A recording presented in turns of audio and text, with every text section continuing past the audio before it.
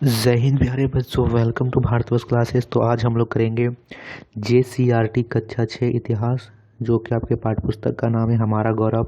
और इसके अंतर्गत हम सभी ने पार्ट 3 तक प्रश्न उत्तर तक किया था।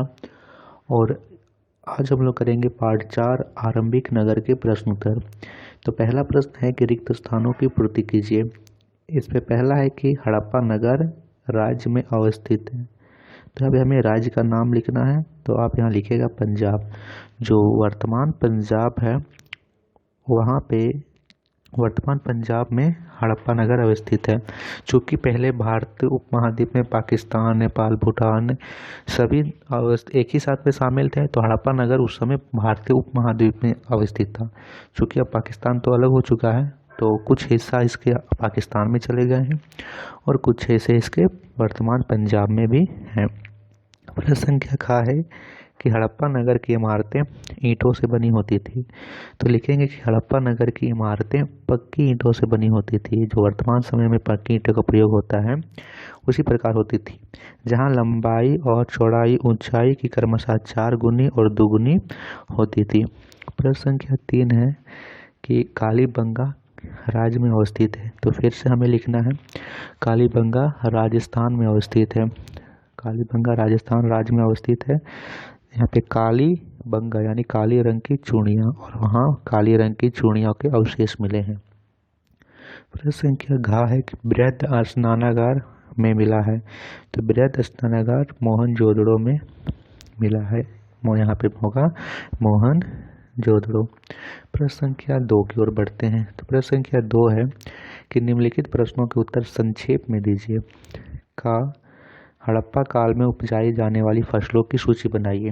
तो इसमें लिखेंगे हम लोग कि हड़प्पा काल में लोग धान, गेहूं, मटर, चना, तिल, सरसों आदि खाद्यान्न फसलों का उत्पादन किया करते थे। नोट कर लीजिए आराम से। फिर से बोलता हूँ कि हड़प्पा काल में लोग धान, गेहूं, मटर, चना, तिल, सरसों आदि खाद्यान्न फसलों का उत्पादन किया करते थे। प्रश्न संख्या 2। तो प्रश्न संख्या 2 थोड़ा लंबा है, मैं आराम से बोलता हूँ। आप लोग नहीं होगा तो वीडियो को रोक लेना, उसके बाद नोट डाउन करना, और साथ में नोट डाउन कर लोगे तो आपका भी स्पीड बढ़ जाएगा। प्रश्न संख्या 2 है कि हड़प्पा सभ्यता की नगरीय व्यवस्था का वर्णन कीजिए। तो इसमें हम लोग लिखेंगे कि हड़प्पा एक विकसित नगर था। अधिकतर लोग शहरों में रहना पसंद करते थे। शासकों के महल बड़े सुंदर बने होते थे। महलों के निर्माण के लिए धातु, कीमती पत्थर और अन्य उपयोगी चीजें दूसरी जगहों से मंगवाए जाते थे।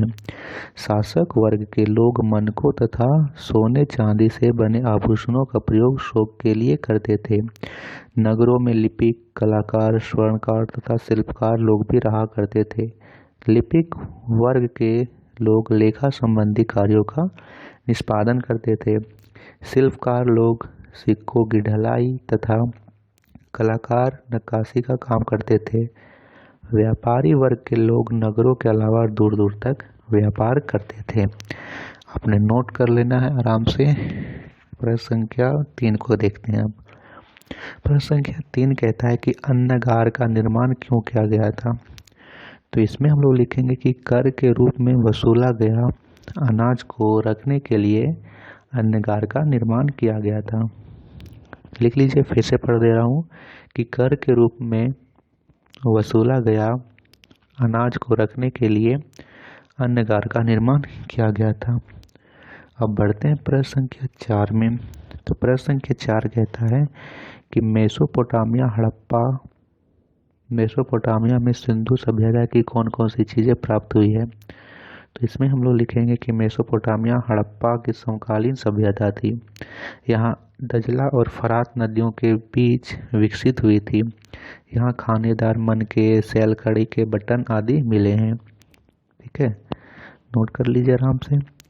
तो बताइए आप सभी को वीडियो कैसा लगा। वीडियो को लाइक कीजिएगा, भारतवर्ष क्लासेस को सब्सक्राइब जरूर कीजिएगा। धन्यवाद।